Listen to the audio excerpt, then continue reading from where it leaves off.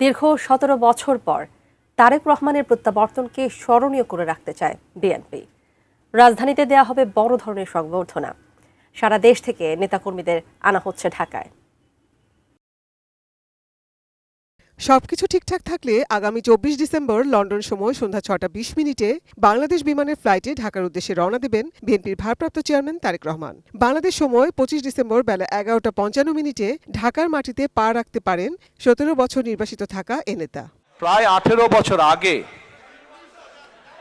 যখন এই দেশে আসতে বাধ্য হয়েছিলাম চিকিৎসার জন্য, বৃহস্পতিবার বিকেলে রাজধানীর গুলশানে বিএনপি চেয়ারপারসনের কার্যালয়ে তারেক রহমানের অভ্যর্থনা কমিটির বৈঠক হয়। এ সময় তারেক রহমানের নিরাপত্তা অন্যান্য বিষয় নিয়ে আলোচনা হয়। বৈঠকের পর দলটির স্থায়ী কমিটির সদস্য সালাউদ্দিন আহমেদ বলেন, বিমানবন্দর থেকে এভারকেয়ার হাসপাতালে যাবেন তারেক রহমান।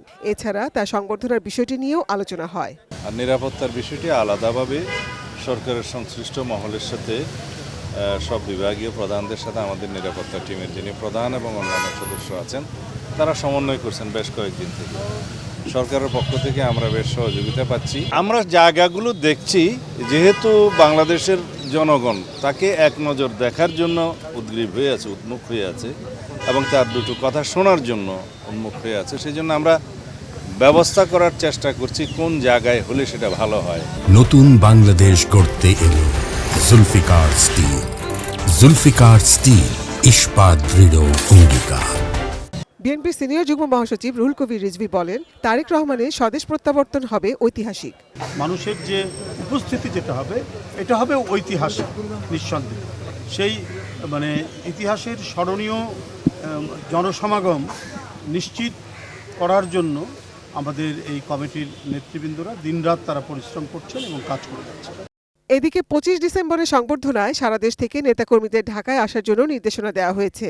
এজন্য ২৪ ডিসেম্বর আগের দিন ৭টি রুটে বিশেষ ট্রেন ও অতিরিক্ত বগি রিজার্ভের অনুমতি চেয়ে রেলপথ মন্ত্রণালয়ে চিঠি দিয়েছে বিএনপি।